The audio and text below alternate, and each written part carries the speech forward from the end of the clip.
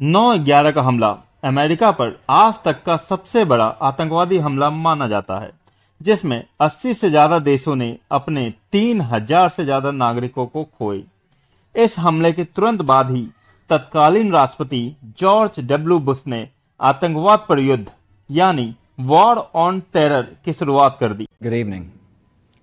Today, our fellow citizens, our way of life, our very freedom came under attack in a series of deliberate and deadly terrorist acts. दुनिया भर से 460 संदिग्धों को हिरासत में लेकर क्यूबा के ग्वांतानामो स्थित मिलिट्री कैंप में भेजा गया। यह कैदियों के लिए एक ऐसा कैंप है जहां टॉर्चर की सारी हदें पार कर दी जाती है।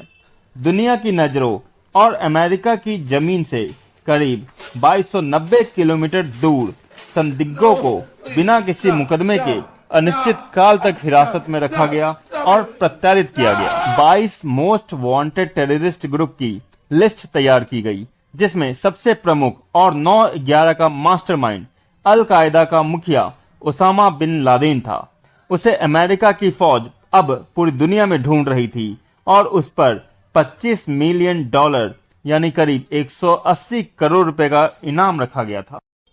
20 सितंबर 2001 को एक प्रेस कॉन्फ्रेंस कर जॉर्ज डब्ल्यू बुश ने अफगानिस्तान में उस समय की तालिबान सरकार और अन्य इस्लामिक देशों को ओसामा बिन लादेन को सौंपने और अलकायदा को बंद करने का एक अल्टीमेटम दिया।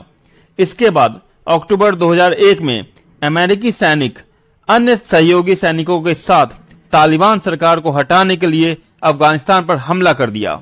7 अक्टूबर 2001 को अमेरिका और ब्रिटेन की सेना ने दुश्मन के ठिकानों पर हवाई हमलों के साथ युद्ध का आगाज किया। एक महीने के भीतर अफगानिस्तान की तालिबान सरकार कमजोर पड़ गई और कांधार, कुंदुज, मजार शरीफ और काबुल तक अमेरिकी सैनिकों का कब्जा हो गया। अल कायदा और तालिबान के ज्यादातर नेता या तो मार गिराए गए या पकड़ लिए गए, लेकिन ओसामा बिन लादेन पाकिस्तान भाग निकलने में सफल रहा।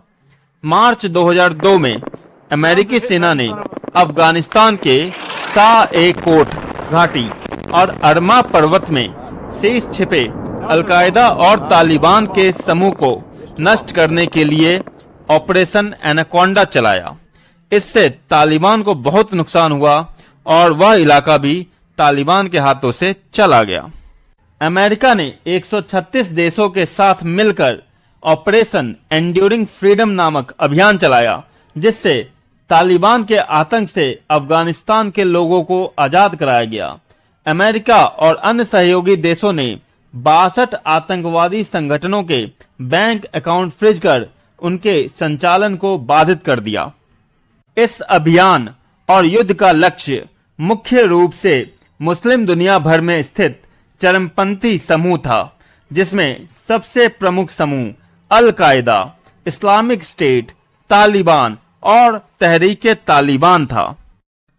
2 मई 2011 की रात्रि को आखिरकार ओसामा बिन लादेन को अमेरिकी फौज ने पाकिस्तान के अबोटाबाद से पकड़ लिया और उसे मार दिया गया।